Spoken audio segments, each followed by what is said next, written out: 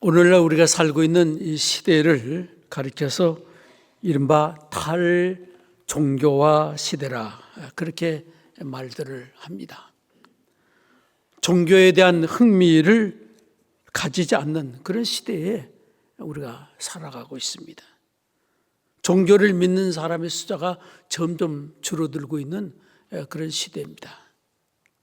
기독교뿐만 아니라 불교나 가톨릭 또 이슬람도 다 똑같은 상황입니다.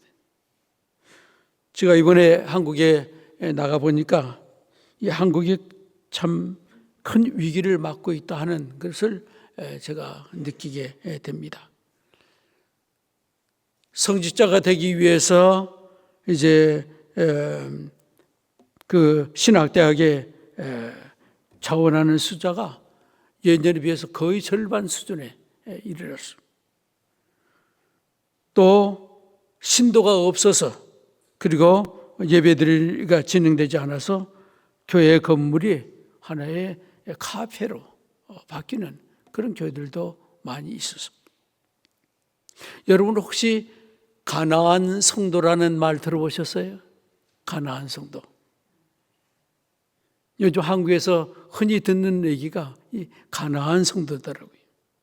성경에 나오는 지명인 그 가나안.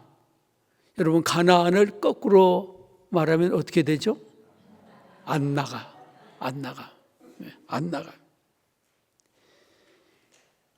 예수를 믿지만은 교회에 출석하지 않는 그런 성도들을 가나안 성도라 그렇게 부르는 것을 보았습니다. 여러분 가나안은 출애굽한 이스라엘 백성이 가야 할 하나의 약속의 땅이요 또 젖과 꿀이 흐르는 그런 축복의 땅입니다. 이렇게 귀한 가나안이 이제는 교회에 출석 않는 자 이들을 부르는 용어가 되고 말았어요. 가나안 성도. 여러분 탈종교화 시대의 특징 중에 하나가 바로 이 가나안 성도들이 점점 늘어나는 것입니다. 기독교의 신앙은 가지고 있지만은 교회에 나가지 않는 그런 교인들이 늘어나는 것입니다. 여러분 가나안 교인들이 왜 생겼을까요? 가나안 교인이 아니라 안 나가 교인. 왜 그런 사람들이 자꾸 늘어나는 것일까요? 한때 베스트셀러에 올랐던 재미있는 책이 하나 있는데 그 책 제목이 교회에 가기 싫은 77가지 이유라 그런 책이. 여러분 혹시 읽어보신 분 있어요? 교회에 가기 싫은 77가지 이유. 교회에 안 다니는 사람이든 다니던 사람이든 교회 가기 싫은 그 이유 77가지를 소개한 책이었습니다. 77가지 이유를 다 여러분들이 이 시간 소개할 수는 없지만은 몇 가지를 그렇게 종합해 보면 이런 내용입니다. 오늘날의 사람들이 교회의 이중적인 그런 모습을 실망을 한 나머지 또 기존 교회에 대한 그런 불신 또 불만 이런 것 때문에 오늘날 가나안 성도들이 자꾸 늘어나고 있다는 그런 말입니다. 교회에 안 나가는 그리스도인이라는 책을 쓴 그 실천신학대학의 정재인 교수는 이렇게 말합니다. 목회자의 일방적인 그리고 독단적이거나 권위적인 면모 때문에 교회를 떠난 사람들의 숫자가 상당하다. 그렇게 진단을 내렸습니다. 많은 사람들이 교회에 왔다가 실망하고 돌아가는 것입니다. 특히 초신자들이 가나안 성도가 되는 가장 큰 원인은 교회와 세상이 별로 다른 것이 없더라 하는 것입니다. 교회와 세상이 뭔가 다를 것이라고 기대하고 나왔는데도 교회에 나와보니까 학력이나 신분에 따라서 대우하고 경쟁심이 많고 공명심이 많고 자기 이름 내려고 하고 또 시기 질투가 많고 돈으로 사람을 평가하는 것을 볼 때 실망하고 그 때문에 교회를 떠난다는 것입니다. 그래서 예수는 좋지만 교회 가기가 싫다. 그것이 바로 가나안 성도들의 그런 마음입니다.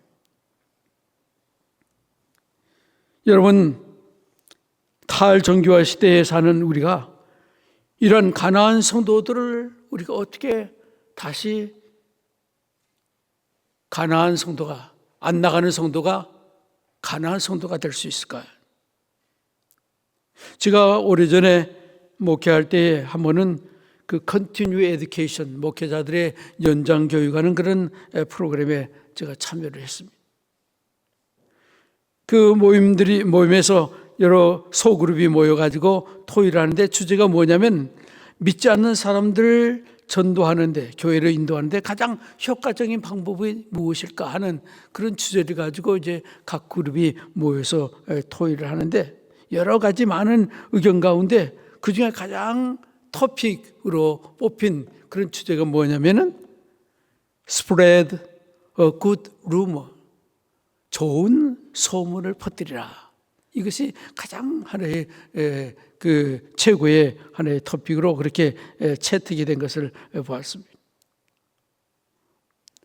우리 이민원 교포들이 모이면은 제일 많이 떠오르는 화제가 바로 교회인 것입니다.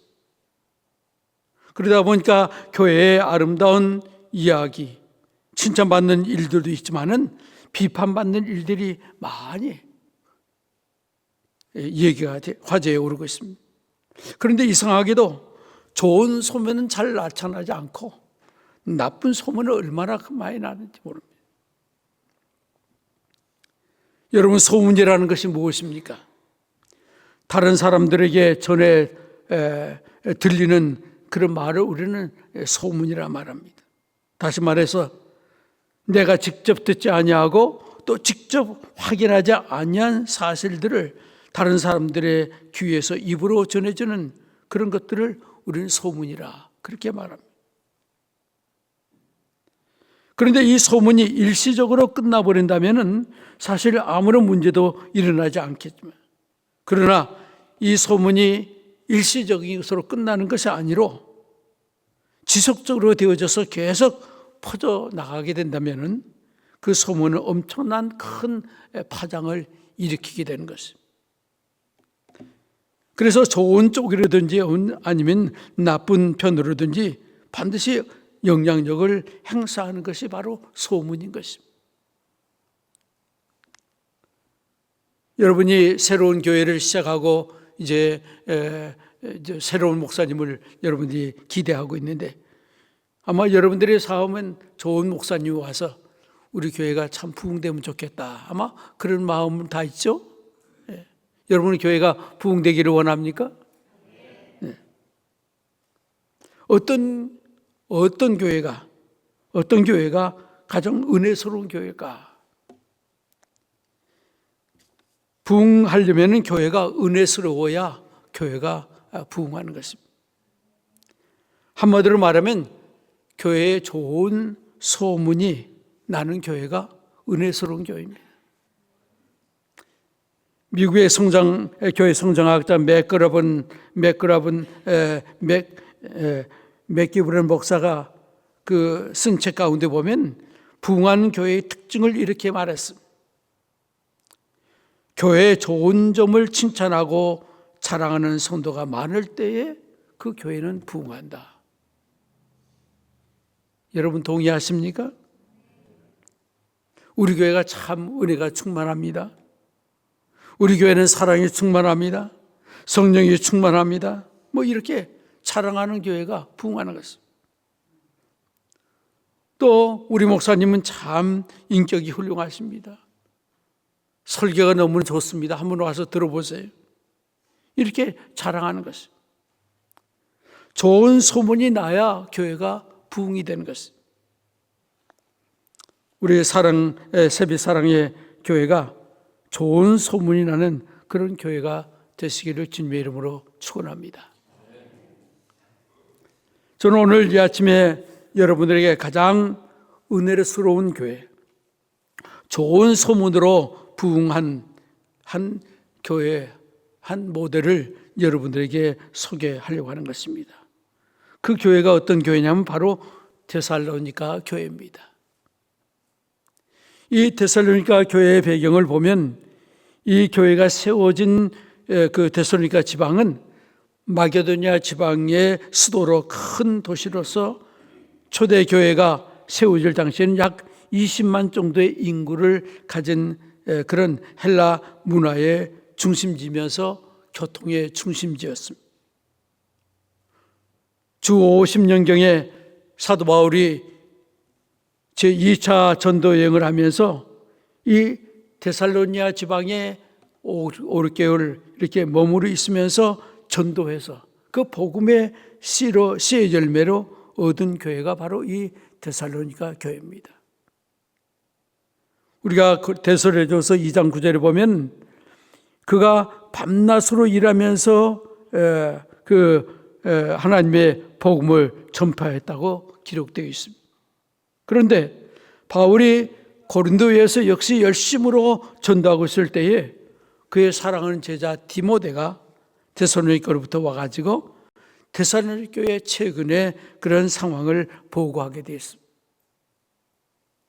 그 보고 내용은 다른 것이 아니라 데살로니가 교회가 모든 교회들의 본이 되고 또한 아름다운 소문을 지닌 교회로 알려지고 있다는 그런 하나의 소식이었습니다. 데살로니가 교회가 좋은 그런 교회라고 소문난 그 이유가 어디에 있었습니까? 오늘 성경의 말씀을 보면 이렇게 기록합니다. 그러므로 너희가 마게도냐 아가야 모든 믿는 자의 본이 되었는지라.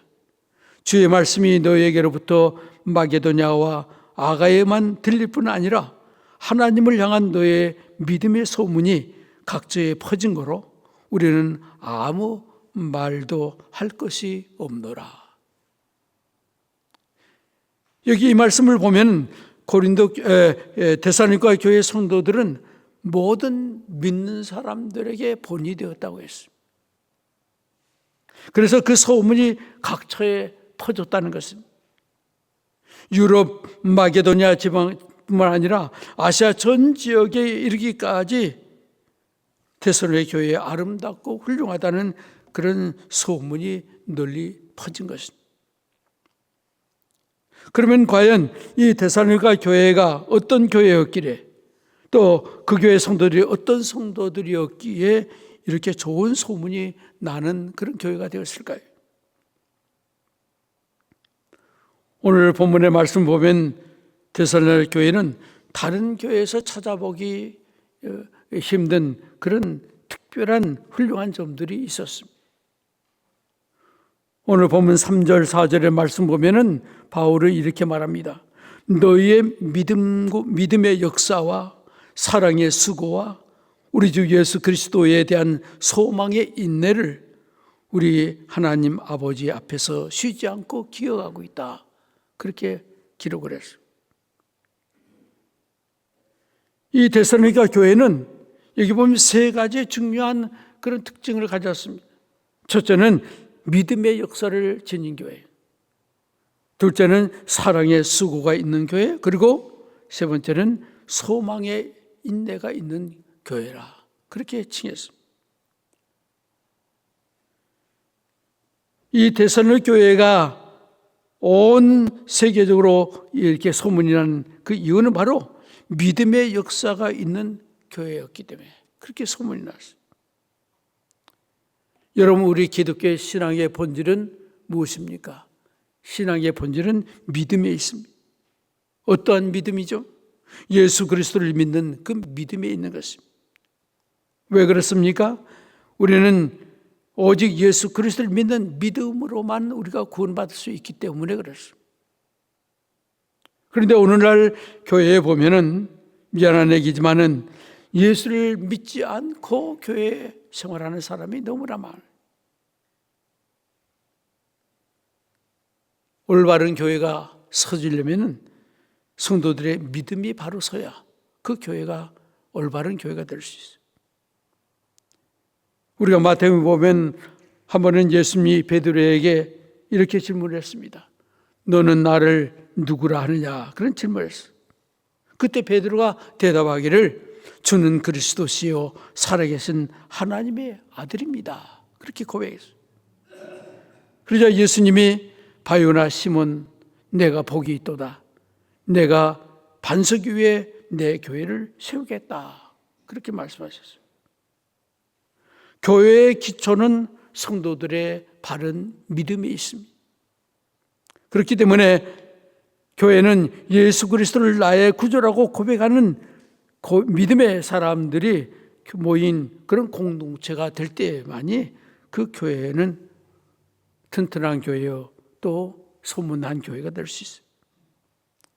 그런데 오늘 성경에 보면 사도 바울은 믿음의 역사, working of faith, 믿음의 역사라 그렇게 표현했습니다.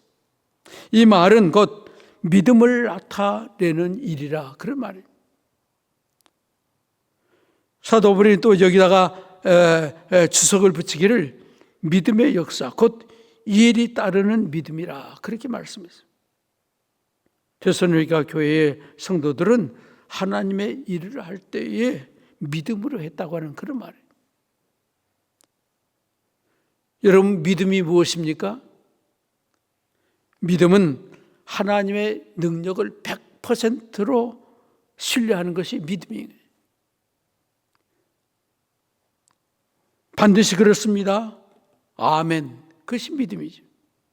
그런데 믿음에는 반드시 능력이 따르게 되어 있습니다. 그래서 고린도전서 2장 5절을 보면 사도 바울은 이렇게 말합니다. 너희 믿음이 사람의 지혜에 있지 아니하고 다만 하나님의 능력에 있게 함이라. 그런 말씀하셨어요. 우리가 믿음을 갖는다고 하는 것은 하나님이 주시는 그런 능력을 갖게 되는 것이기 때문에 우리는 예수를 믿는 것입니다. 그런데 그 능력은 어떤 능력인가 하면은 성령의 능력을 말합니다. 여기 믿음의 역사라고 바울은 말씀을 했는데 우리의 믿음을 역사하시는 분이 바로 성령이라고 하는 것입니다. 우리가 초대교회 역사를 보면은 초대교회 모든 성도들이 성령의 능력을 받고 일어난 현상들이 너무나 많잖아요. 죽은 자가 일어나고 병든 자가 일어나고 여러 가지 신유의 은사들이 나타나서 능력을 행하는 그런 사도를 통해서 수많은 사람들이 예수 앞으로 나온 그런 기록을 우리는 알 수가 있습니다. 두 번째로 이 데살로니가 교회는 하나의 특징은 사랑의 수고가 있는 그런 교회로 소문이 났습니다. 여러분 아무리 믿음이 강하다 할지라도 이 믿음의 희생과 수고가 뒷받침이 되지 않으면 아무 소용이 없습니다. 오늘 여기 본문에 보면 사랑의 수고, 이 말씀의 원뜻은 사랑에 의하여 자극된 봉사라 그런 뜻입니다. 우리가 교회 안에는 의무적인 수고 또 의무적인 노력, 의무적인 봉사들이 있습니다. 내가 이런 직분, 이런 책임을 맡았기 때문에 당연히 해야 할 때가 있습니다. 그러나 이것도 수고요 봉사라고 할 수는 있지만은 사랑의 수고는 결코 아닙니다.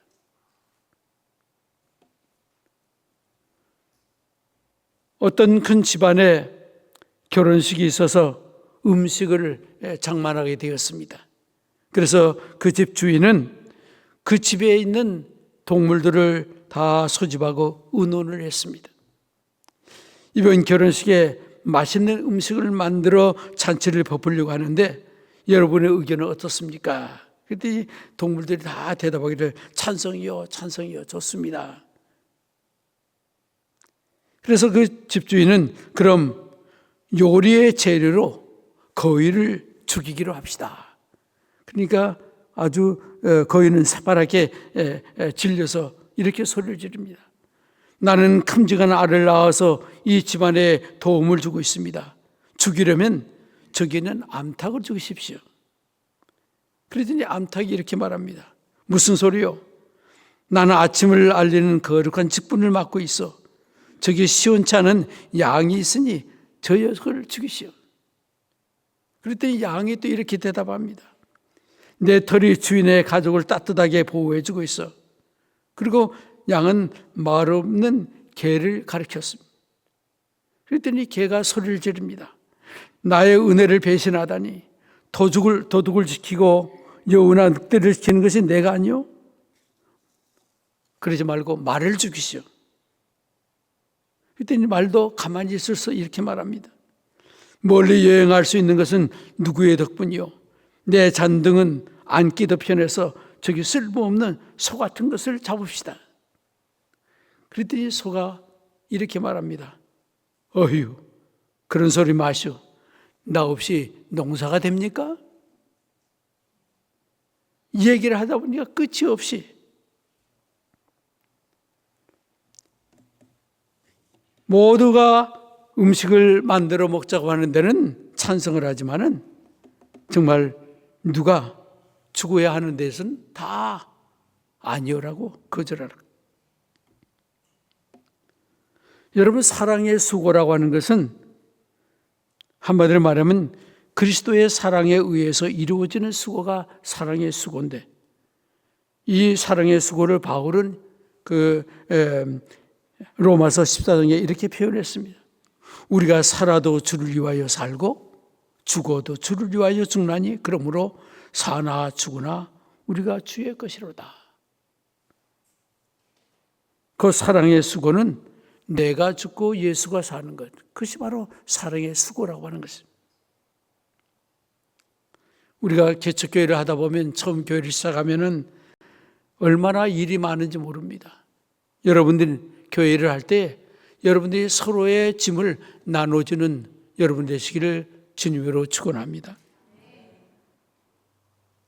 개척교회는 어떻게 보면 극소수의 사람이 무거운 짐을 질 때가 많이 있어요.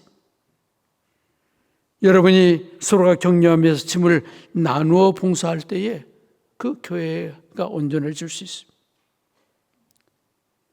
성가대 봉사하는 것도 그렇고 또 교회 학교 봉사하는 일도 또 모든 일들을 각자가 함께 나누어질 수 있어요. 그래서 갈라디아서에 보면 바울이 이렇게 말합니다. 너희가 서로 짐을 지라. 서로 나누어지는 것이 바울은 말하기를 그리스도의 법을 세우는 것이라. 야고보 사도는 야고보 이상의 이러한 사랑의 법을 가르쳐서 최고의 법이라 그렇게 표현을 했습니다. 세 번째로 데살로니가 교회의 특징은 하나의 소망의 인내가 있는 교회로 소문이 났습니다. 데살로니가 교회는 믿음으로 일하는 교회였습니다. 그래서 바울은 역사가 따르는 믿음을 칭찬해 줬습니다. 또 사랑의 수고 때문에 칭찬을 받았습니다. 그러나 믿음의 역사와 사랑의 수고를 뒷받침하는 데는 그들에게 가장 큰 힘이 된 것은 다른 것이었습니다. 그것은 다른 것이 아니라 그들이 가진 소망이었습니다. 다른 말로 표현하면 데살로니가 교회는 하나의 비전을 가지고 있었습니다. 그 꿈을 이루기 위해서 여러 가지 어려움을 또 있어도 믿음과 수고로 인내로 그것을 참고 견디어 나간 교회라고 하는 것입니다. 죄송합니다.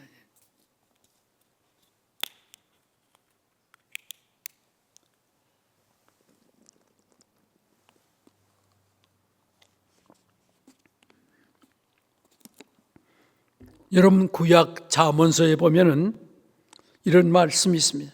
묵시가 없으면 방자히 행한다. 그런 말씀이죠. 영어 성경에 보면 Where there is no vision, the people perish. 이랬어요. 무슨 말인가 하면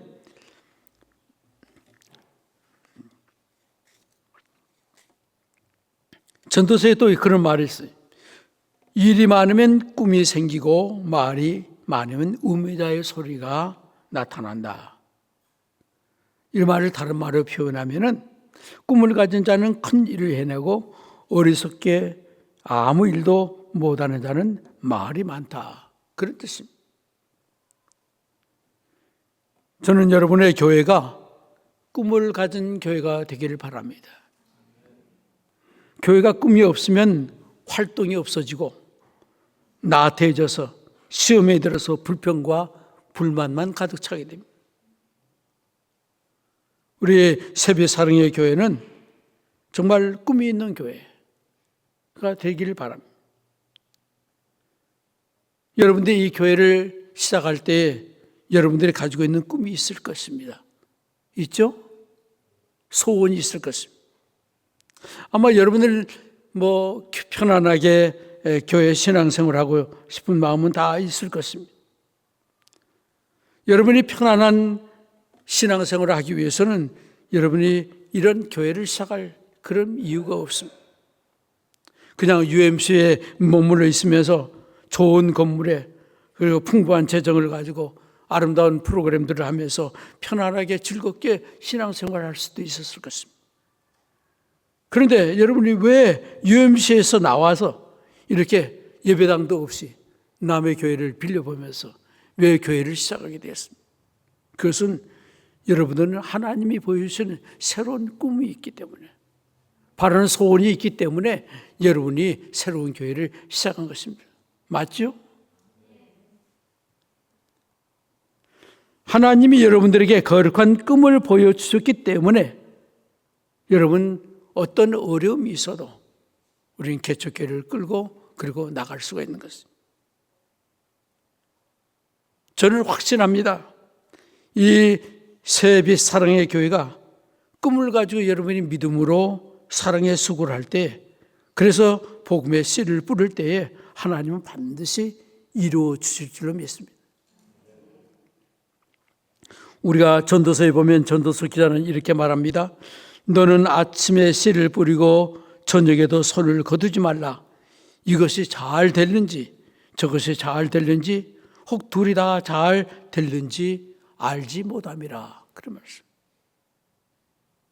우리 교회의 미래, 여러분의 교회의 미래는 우리가 알 수가 없습니다.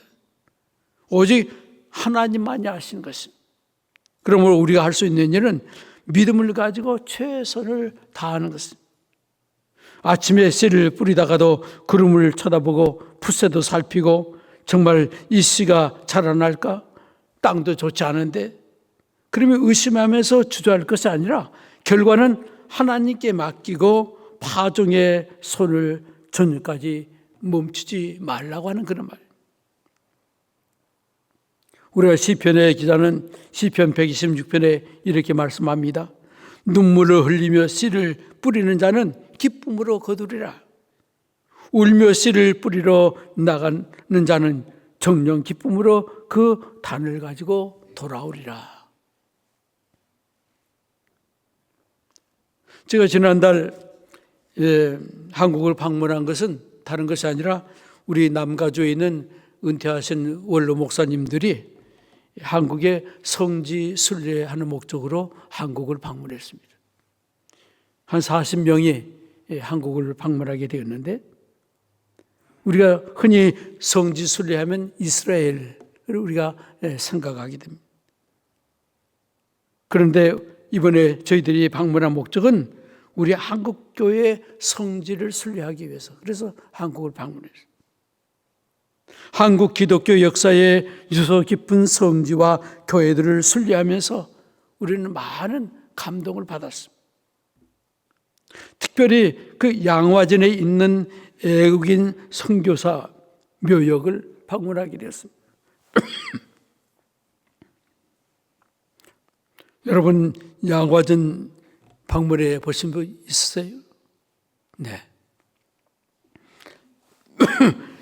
이 양화전에는 애국인 선교사들의 묻혀 있는 그 무덤이 있는 곳인데, 일제 암흑기에 한민족을 위해서 낯설고 물서른 그 열악한 땅에 와서 복음의 씨앗으로 이 땅에 헌신한 그 선교사님들의 그 속에 묻혀 있는 것을 보았습니다.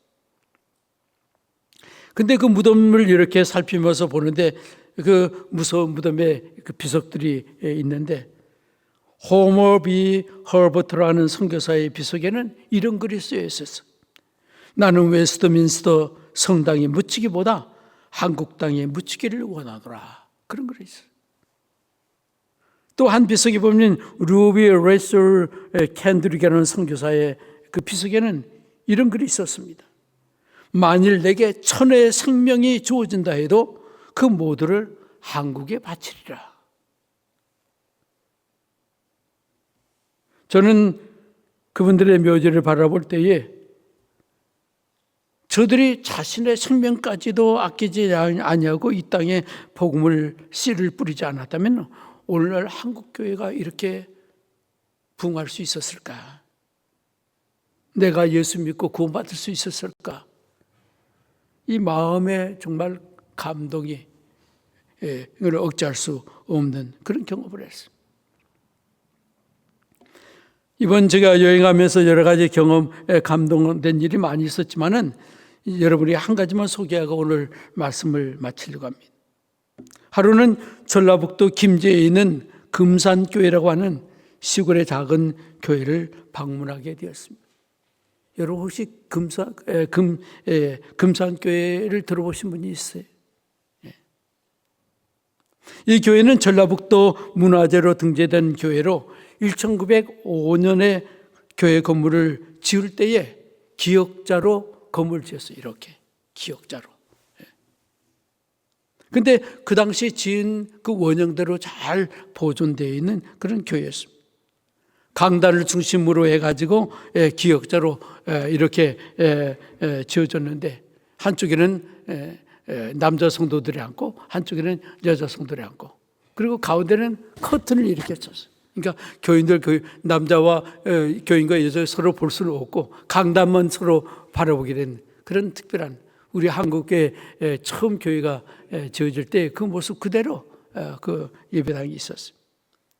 그런데 그 마을에는 그 부자로 살던 조덕섬이라고 하는 분이 선교사를 통해서 예수를 믿게 되었습니다. 그런데 그 주인 조덕섬 그 주인의 집에는 함께 일하던 그 이자익이라는 젊은 청년이 머슴으로 일했는데 이 머슴도 예수를 믿고 그리고 신앙을 갖게 돼서 그 머슴과 주인이 다 함께 같은 교회에 나가서 교회를 섬기게 됐습니다. 이 주인인 조덕삼은 받은 은혜가 커서 자신이 가지고 있던 땅을 교회에다 바쳐서 그곳에 예배당을 건축하게 된 것입니다.